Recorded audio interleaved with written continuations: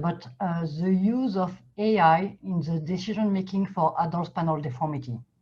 So I add to this presentation the name of Ferran Pellicer, spine surgeon in Spain, and Christopher Emps, because they have been really like a leader in the field, and they share a lot of slides with me. And so I want to start by thanking like the team from the ISSG. So ISSG is like the International Spine Study Group, but it's not really international. It's just US based, you know. But in the US, we like to use like big word. And the ESSG is a European one. So you have like a Ferran here at the end, Chris Amps, Justin Smith, Shebes. So all those people are working on predictive analytics for the two group. And we have a super smart young guy that is based in Spain. And basically he's the one doing all the work. He has a PhD in predictive analytics. He's a lot of fun first, which is always pleasant, you know, to work with people that are a lot of fun, but he's also very, very smart. So he deserves all the credit. So I've been asked to talk about AI in the setting of adult spinal deformity. So I'm just going to have a few slides on adult spinal deformity so that we know what we're talking about. So the beauty of this pathology is that it's very, very diverse. So it's not that there is only one type of patient. You know, you can have a deformity due to degenerative process, due to trauma, due to a deformity that exists in when you were a kid and then still progress, or deformity following a previous surgery. And so the deformity can be in any plane, like the coronal, the sagittal, the axial plane. And it's complex because we always look at X-ray, but it also affects like the soft tissue, you know, the muscles, the ligament, and everything. And actually those patients, not only they have a deformed spine, but their functional score. So if you look at those patients in red, compared to the general population, they're way more disabled. And their level of disability is similar to patients with cancer, diabetes, like all the chronic conditions where we know that those patients, those adult spinal deformity patients, they're as disabled as the one with chronic condition. And it become like an epidemic. An epidemic, you know, at least like in the US, like in the past 10 years, the number of adult spinal deformity patients that sustain a spine surgery increased by 157%. So there is on average like 200,000 surgery that have, you know, one diagnostic of spinal curvature. And so this is like a growing concern. So this is a slide that spine surgeons love, because if you look at like the literature is going to tell you that for those patients, surgery improves their quality of life, and non-operative treatment does not. So usually when I put this slide, like spine surgeons are quite happy. But it's not the full picture. It's not the full picture because we also know that on one end, there is a lot of complication. And we can argue, you know, what is a complication? Is it a major? Is it a minor? But something that we cannot argue about is in terms of revision surgery. So revision surgery after adult spinal deformity is somewhat between 15 to 25%, depending on the type of surgery. And it can be because you have a PGK, because you have an affection, because you have some neurologic deficit, or because you have a complication related to the implant. So the question today is like, can AI help us in improving the clinical care of this adult spinal deformity patient? And so I'm just going to base this talk based on the literature. And there is a review paper that has been published like recently by Chris Amps, and I can send you the PDF if you want, where he described what has been done so far for adult spinal deformity and the use of AI. And in the introduction, you know, he put everything in the context. And basically what we've done so far with standard statistics, that means like regression model, linear correlation, you know, it's not useless at all. But what it provides a group vision.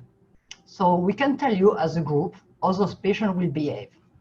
What we cannot tell you using standard statistical approach is how individual patient will progress. What will be the outcome of your patient? And so I like this slide. This is a slide from Ferran. that show the SF36. So SF36 is just an outcome that measures the physical function of the patient. So you can see like this is like at day 0 and then 200 days after the surgery. And you can see like those patients, they're all over the place. You have some that stay like, in the lower part, some that, progress, some that maybe have a worse outcome after the surgery. And then you have the average, like the blue line. The reality is that when we talk about different manuscripts and you do a standard stat, you do descriptive analysis, you do group comparison, what you're providing is average. And what is quite interesting is that only 5% of our patients have an average improvement. The rest, either they have better improvement or worse improvement. So the point here is that using standard statistical analysis, you can describe a group, but you cannot describe individual patient. And so this is basically how does a surgeon see a patient. So you have the physical appearance. Of course, you talk with the patient. Maybe you're going to get an image. Maybe you're going to do a few measurements or not.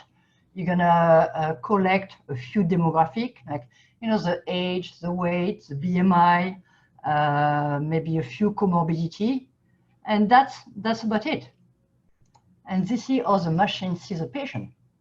The machine can characterize a patient with, 50 parameter, 100 parameter, 500 parameter. It's a different way to analyze a patient. And so what can we do with those tools? Well, we can investigate clinical outcome, complication, classification, or even do some image analysis. So let's talk a little bit about classification. So when you come to adult spinal deformity, there's a bunch of classification in the literature. So started with Max IB in the early 2000s, and then Schwab at different period of his research, did some work to investigate the correlation between the radiographic parameter and the clinical outcome, which later became the SRS Schwab classification. The question is can AI change the way we classify adult spinal deformity? So instead of thinking maybe X-ray and ODI, can we think X-ray, MRI, CT scan, demographic, past medical history, surgical strategy? And then we always want to classify the patient, but what about if you want to know the outcome of a surgery? You need to classify the patient and maybe the surgeon and maybe the surgical strategy. So can we use a more broader approach to apply this principle of classification? And this is what we try to do in this paper. So this paper was published by Chris Ems. So there was a joint effort between the ISSG and the ESSG. So our database are very similar. That means that we can combine, by design, we pick the same parameter, and that means that for some specific project, we can combine our data set. So at this time, we had about 500 patients, 557 with 2-year follow-up. And we try to do what is called a cluster analysis. So a cluster analysis, you try to find a natural group.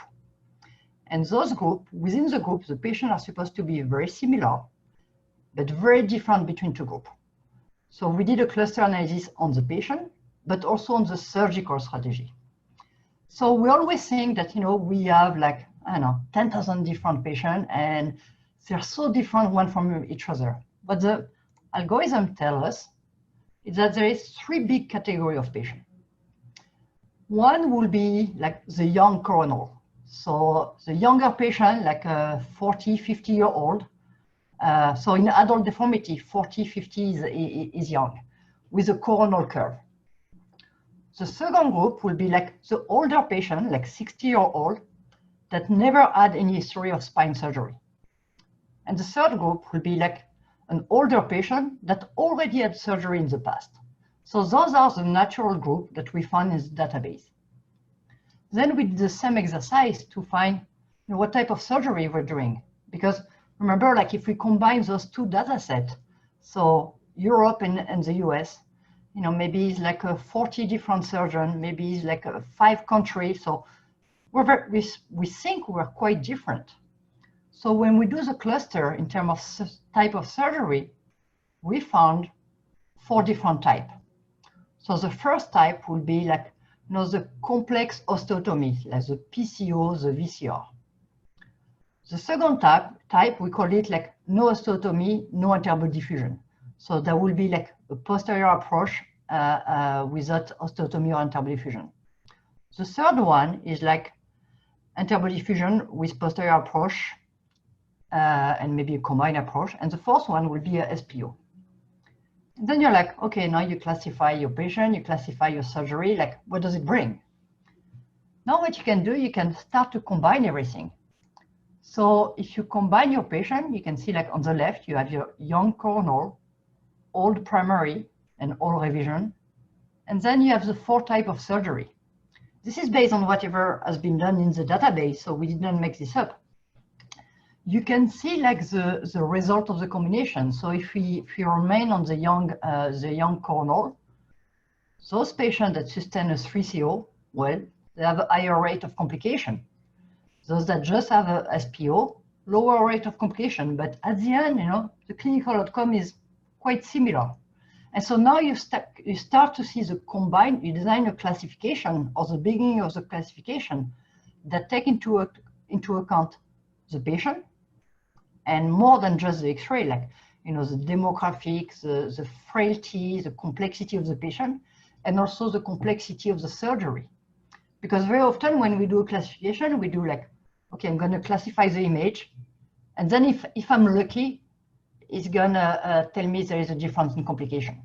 Usually we're not lucky. And usually the classification just dies by itself. And so you can even go like one step further and say like, what I want to see like the evolution of the clinical outcome. So you can see like the ODI. So this is a reverse ODI, for the young adult. Well, they don't have a lot of disability, they improve a little bit, and then they maintain. Versus the older subject, they start with a more severe disability, they improve more, but never reach the level of function of a young adult. So now with those clusters, you have some natural group that take into account also the trajectory of the outcome. So let's talk a little bit about complication and how do we use AI to have a better understanding of complication. Because complications are actually very difficult to analyze. Because first, nobody agrees on what is a complication. It's always different. If it's your patient, you're like, oh, it's not a complication. If it's someone else, it's a complication. Or let's say like if you do a big surgery and the patient lost a lot of blood. Well, is that a complication or not? Maybe it's not. It's normal if you do a long, complex surgery to have some blood loss. So it's a very tricky parameter to really characterize what is a complication. And so this is a project that was led by Ferrand-Pellissé. So again, like we combined our 2 databases.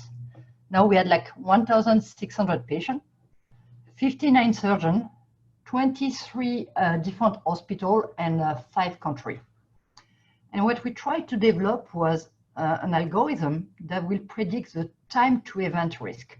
So time to event means like when will the patient develop a major complication?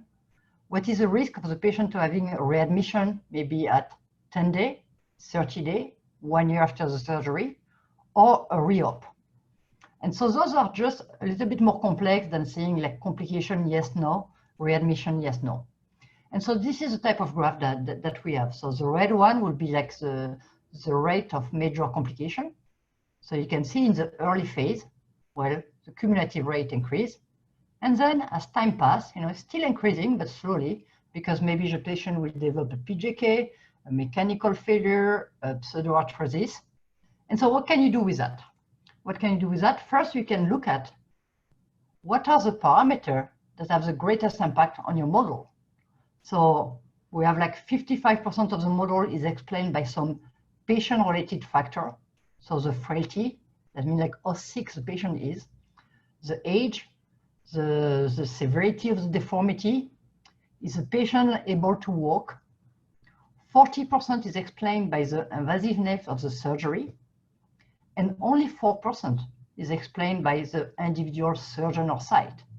And I was actually very surprised when I saw like this result. I would have expected the surgeon to have a bigger weight, but at the end of the day, the weight of the surgeon is reflected by the surgical invasiveness. And same, if you look at like what constitutes the model in terms of risk of readmission or risk of reoperation, the number one predictor is the frailty. So how sick is the patient. Number two is like, what about the deformity? And then the rest is spread over the different parameter. So how can you use this model? This is an example from the original paper. So this is a 70-year-old woman that was scheduled for a stage surgery with a L5-S1 leaf, followed by a PSO and a long fusion T3 to ileum. And you can plug everything in the model, and it will give you some risk. So at 3 days after the surgery, there is 25% risk of major complication. At 90 days, 41%. At 2 years, almost 60%. In terms of revision surgery, so 2 days after the initial surgery, the risk is very low. But 2 years after the initial surgery, the risk is 26%.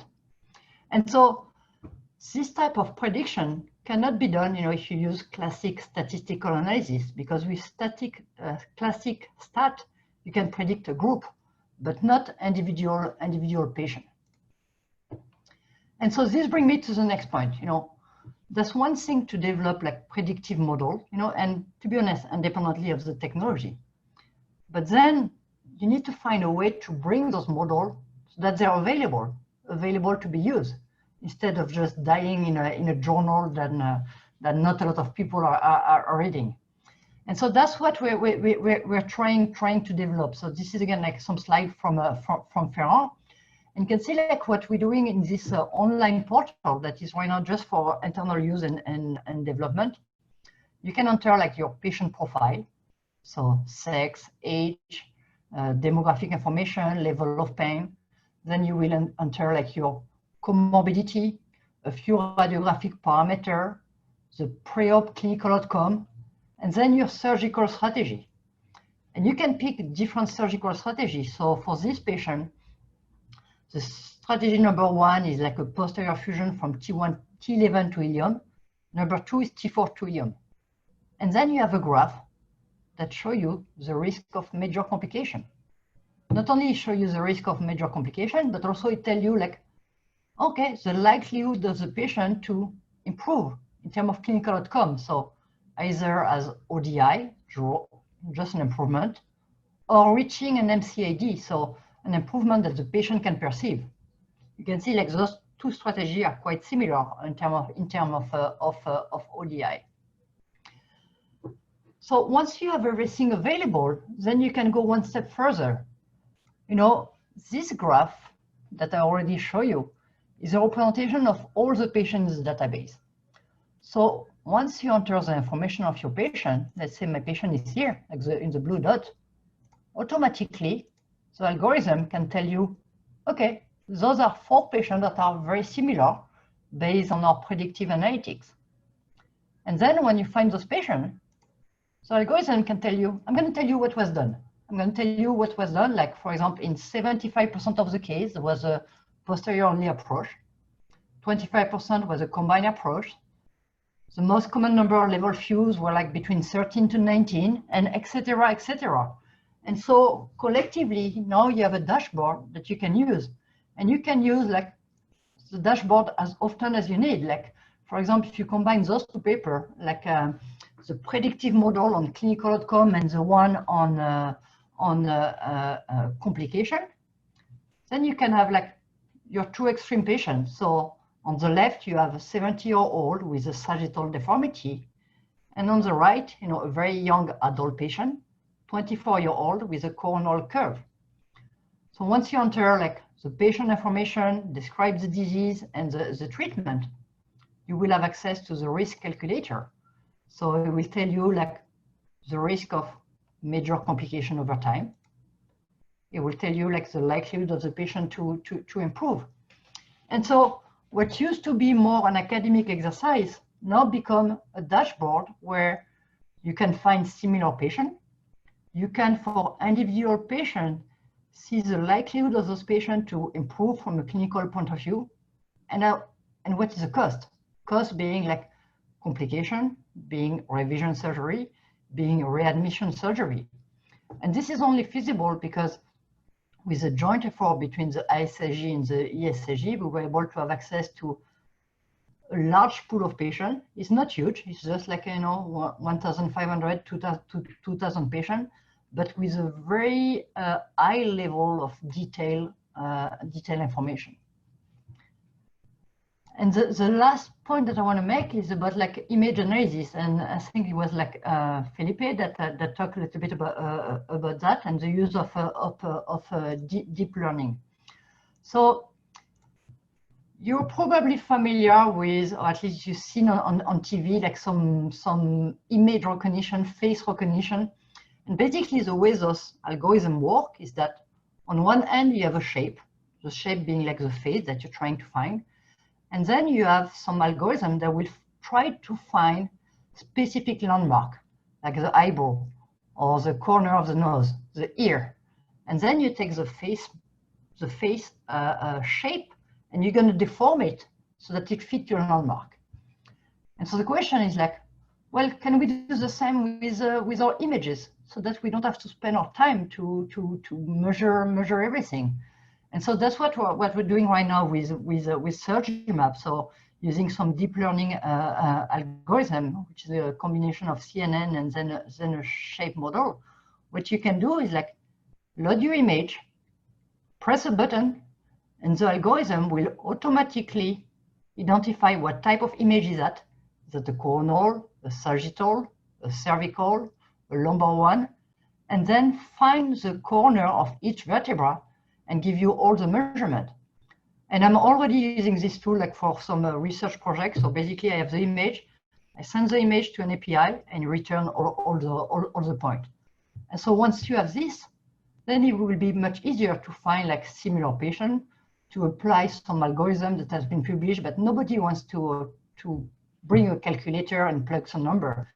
But I think now it's going to be like totally feasible pretty soon.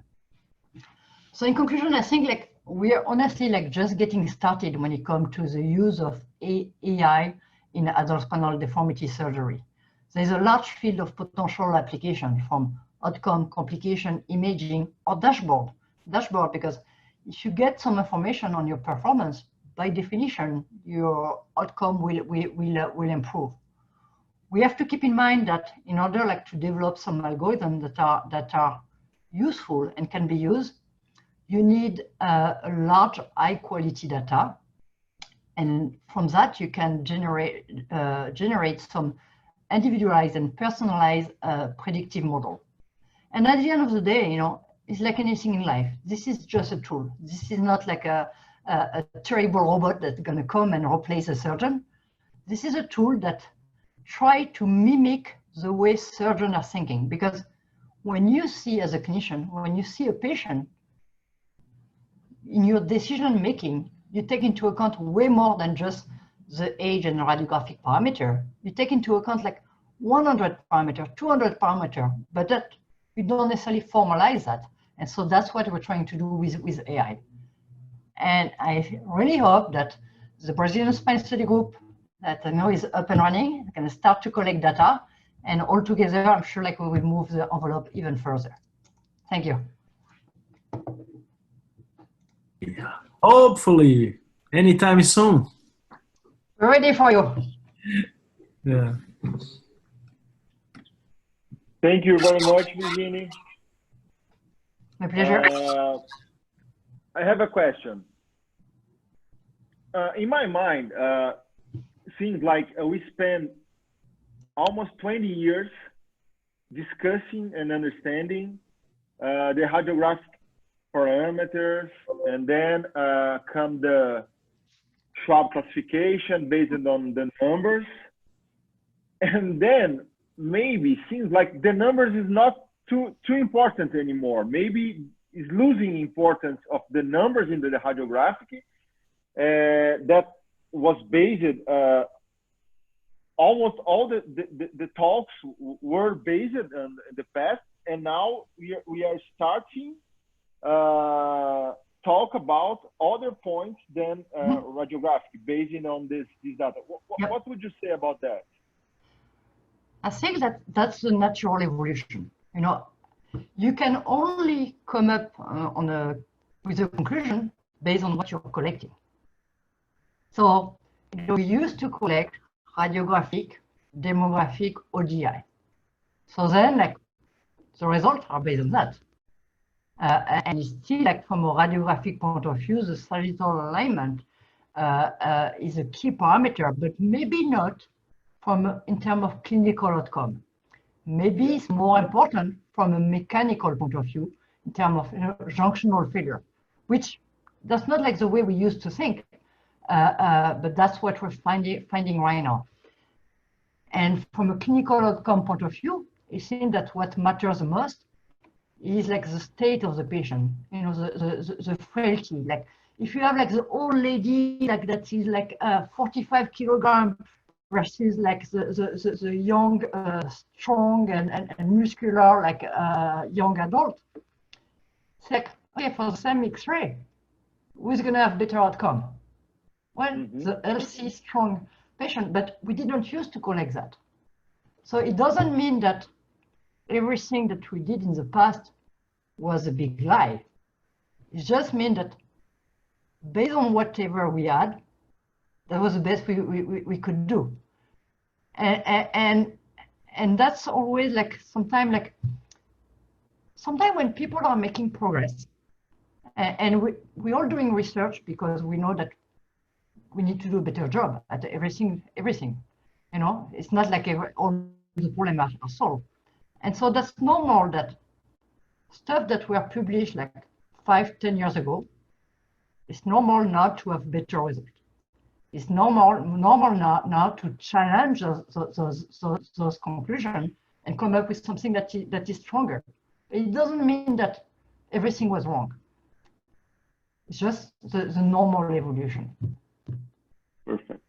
Maybe all the studies in the past was a step important, but now we are more features in game. Yes. Yes, that's correct. And we're more thinking about a different aspect of the patient. Like, you know, we are thinking now about like the muscle evaluation. You know, the not only the frailty, but then like, let's try to characterize how does the patient walk, how does the patient function. We used to only have like questionnaire, which were like, you know, if you wake up, you're in a bad mood, you have bad questionnaire. So it's the evolution. Perfect. Thank you, Virginie. Alguém tem mais algum comentário, alguma pergunta? Rodrigo, Murilo, Fernando? O Fernando Marcelino acabou de colocar uma questão aqui. Fernando, se quiser fazer essa pergunta via voz, pode levantar a mão aí, a gente dá a voz para você. Acho que é um bom momento. Yeah, so I put the question in Google Translate. Oh, you already did it? Yeah. Yeah, he's asking about complication rates, reoperation and outcomes is based on post-operative outcomes, yes, and from different surgeons. Yes. So Standardizing the type of results.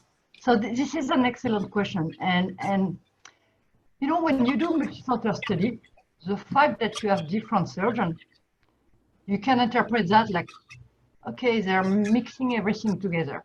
So the conclusion does not make sense, which sometimes is the case. Or when you have a large data set, you can use that to your advantage. You can use that to your advantage and introduce the individual surgeon as one parameter. So in the example that I show that predict like the rate of complication, one of the parameters is the name of the surgeon and the hospital where this surgeon is working. So if a new surgeon come and you use our tool, of course, we don't have any information, any patient from this surgeon, so it will be like a generic prediction. But as soon as you start using the tool and feedback some information from the tool, the prediction will become more and more personalized to you as a surgeon. So for our patient, it's personalized by surgeon. But if it's a new surgeon, of course, we will need time to collect this information. But yes, that's a very good point.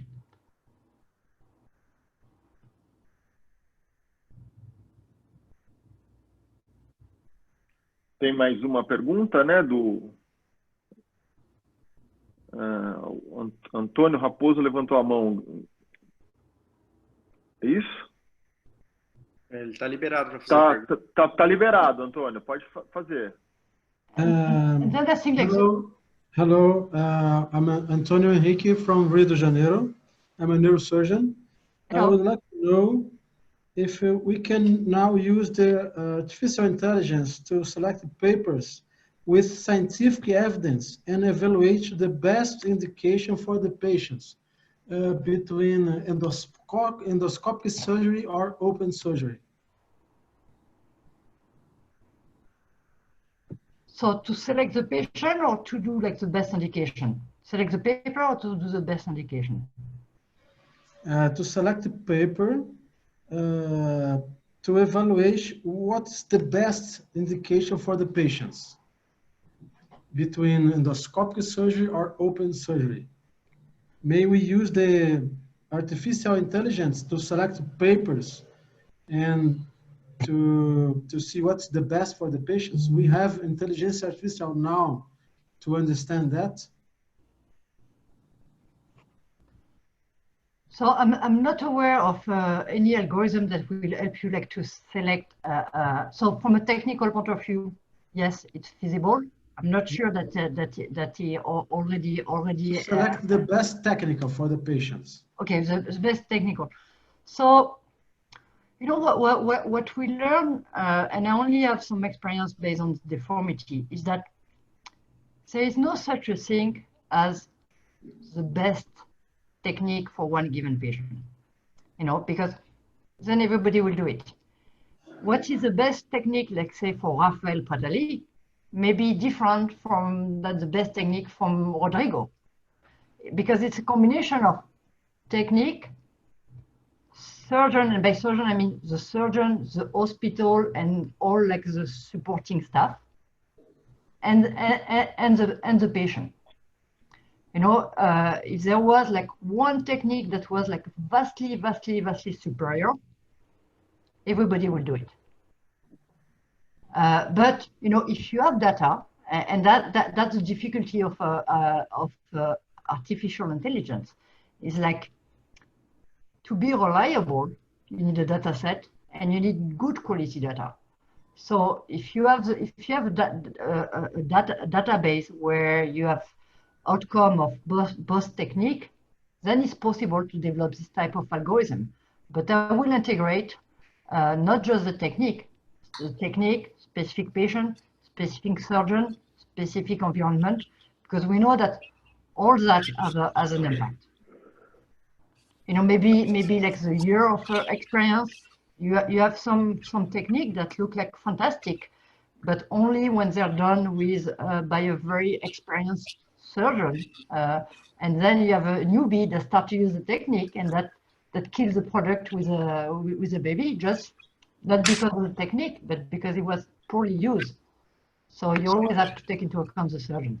Virginie, I used to say that the best technique is the one that works in the surgeon's hand, Mm-hmm. and the best surgeon is probably the one who dominate most of the techniques available. So it's very individual. And answering the question, probably the best way for choose which technique to select is not using artificial intelligence to analyze data, is just going for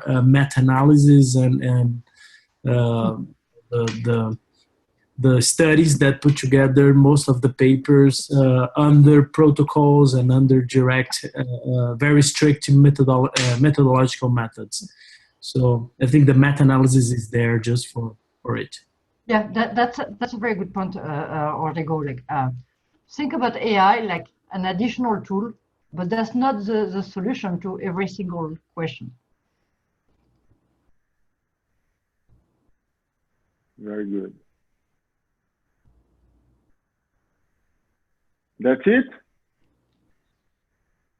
Okay, we are a little over 2 hours of meeting. If everybody have any question, just put the question right now. Obrigado a todos. Passamos agora de 2 horas de reunião.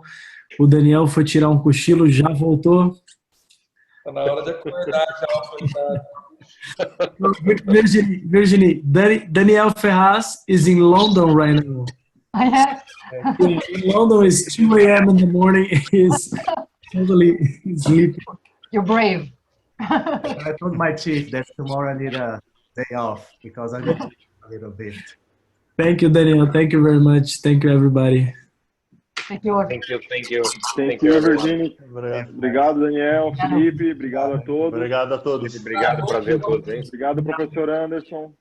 Foi muito, muito legal, viu? Obrigado para todos aí. Vou lembrar do abraço em todos. Rodrigo. Eu acho que o próprio módulo vai ser bem interessante também. Então, o 5º módulo vai ser bem interessante, bem voltado para assim, aplicar da coluna, né, que é robótica e navegação, robótica.